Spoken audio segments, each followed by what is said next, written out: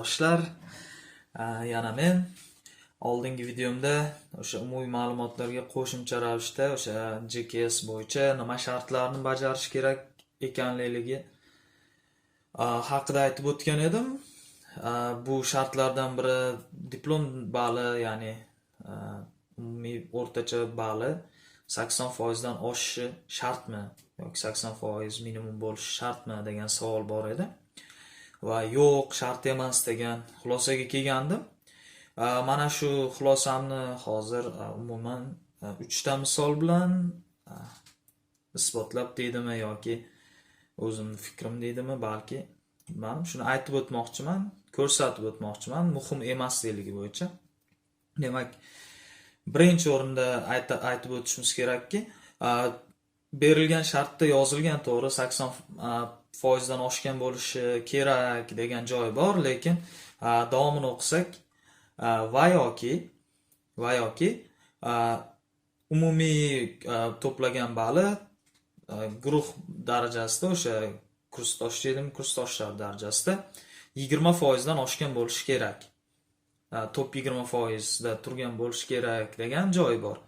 Bu nima degani? Masalan, guruhda 20 kishi o'qisangiz, buni 80% 16 kishi bo'ladi. Sizning to'plagan balingiz ana shu 16 kishidan yuqorida, ya'ni o'sha top 4 ta o'rindagi natijalardan biri bo'lishi kerak. Buni isbotlab berish kerak, lekin buni qanday isbotlash mumkin, buni bilmadim. Masalan, bu degani qolgan talabalar, sizning kursdoshlaringiz, masalan, hozir o'qib turganmisiz yoki bitirganmisiz, o'sha vaqtdagi kursdoshlar siz 70% ball olgan bo'lsa, masalan 16 tasiz, siz 75 olgan bo'lsangiz, siz top 4 tadasiz, top 4 talikdasiz.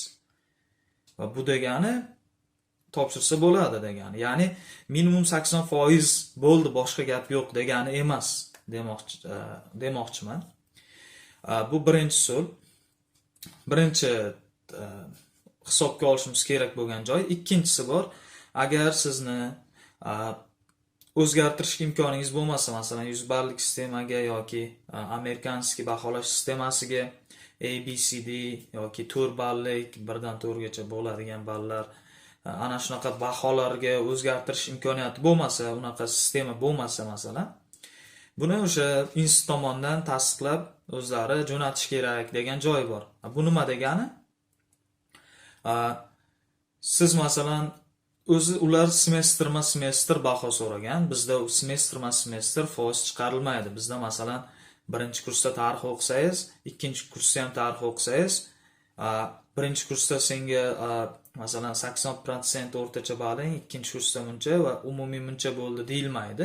Balki shunchaki ballar yig'ilib 4-kursdan keyin, 4-kursni bitirish jarayonida o'sha tarix bo'yicha necha semestr fan o'qigan, necha semestr o'qigan bo'lsangiz, hammasi qo'shilib keyin o'rtachasi chiqariladi. Bu degani bizda semestr o'rtacha ballaringiz keltirib chiqarilmaydi aslida.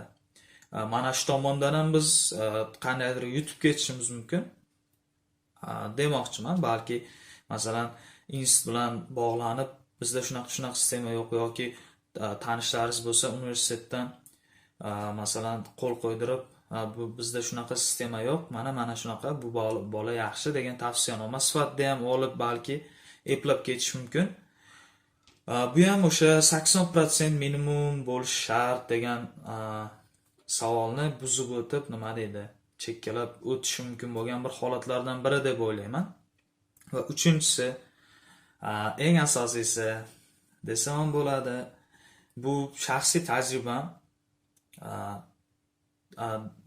tajribam, ya'ni meni institutga topshirish jarayonimda meni baholarim 87% bo'lgan, lekin buni jo'natganimda juda ham katta xatolik topilgan meni baholarimdan, ya'ni diplomimdan, ya'ni ikkita fan joyi o'zgarib qolgan.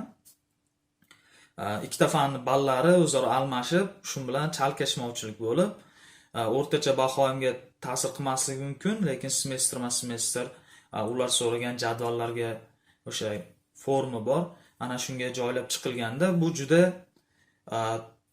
tengsizlikni keltirib chiqaradi, barqaror bo'lmaydi ballaringiz va bu men jo'natgan institutda ular men diplomimga shubha bilan qaray boshladi o'sha paytda. Men 2 yil oldin jo'natganman diplomimni. Transkripsiyamni inglizchaga tarjima qilgan holda.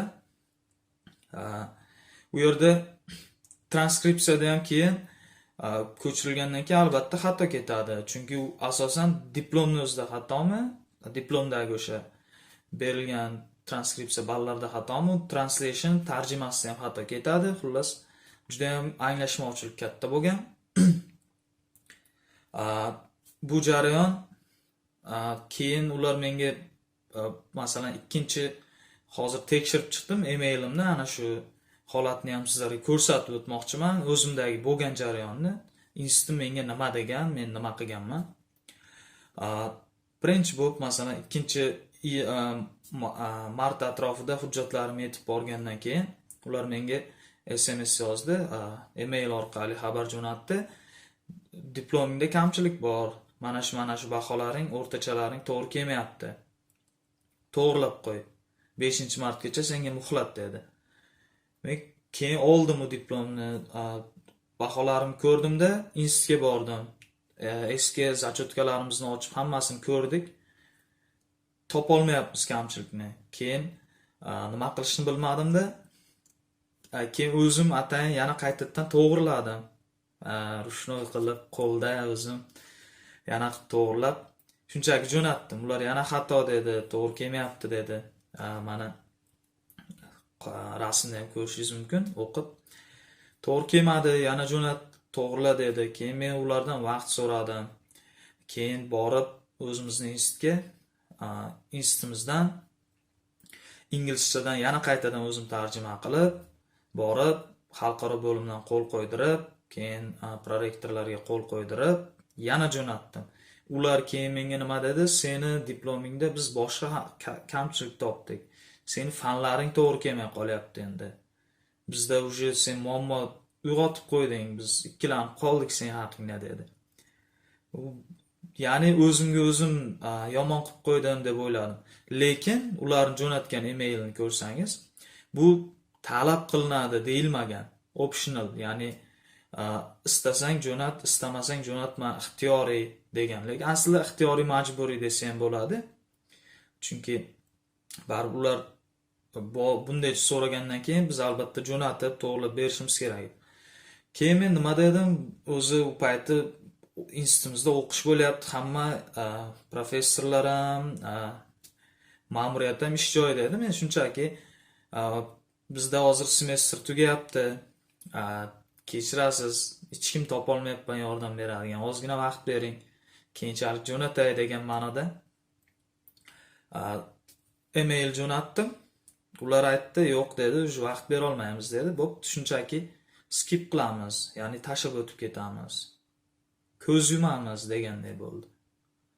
Ko'z yumamiz deganda, bu seni foydangga ko'z yumamiz emas. Mayli, bu joyingni shunchaki qo'yamiz. Qolgan dokumentlarni ko'rib chiqamiz. Bu seni minusingga deganday gap bo'ldi. Men ham aytdim, menda boshqa iloj qolmadi, mayli, tashib keta qolinglar bo'lmasam deb aytdim. Va baribir oxir-oqibat shunday bo'lgan. Mana shunaqa muammoli holatda ham baholarimni isbotlab bera olmay, diplomdagi muammolar bo'lgan holatda ham grant oldim va boshqa talabalarni ham eshitganman.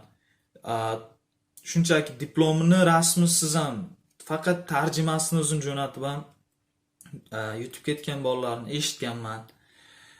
Baho 80% bo'lmagan talabalar, mana shu topshirmoqchi bo'lganlar, faqat mana shu kriteriya bo'yicha siz ikkilanayotgan bo'lsangiz,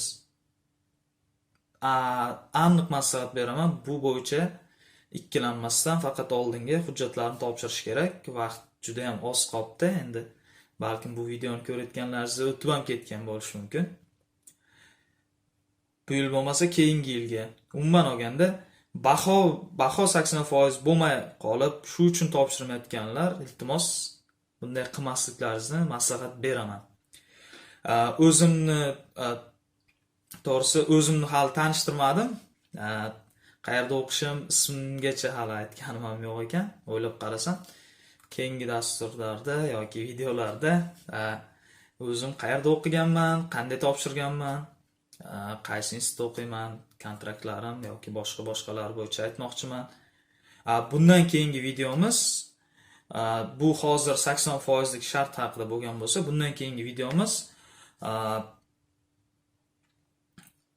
qolgan shartlari, ya'ni statement of purpose, study plan va recommendation letter haqida bo'lib o'tadi. Bunda ham o'zim nima yozganman, qanaqa qilganman, barchasini ko'rsatib, aytib, tushuntirib, qo'limdan kelgancha ko'rsatib o'tib ketmoqchiman. Kimgadir shu video yordam tegadigan bo'lsa, ulashib qo'ysangiz juda ham xursand bo'lardim. Ko'rishguncha, rahmat.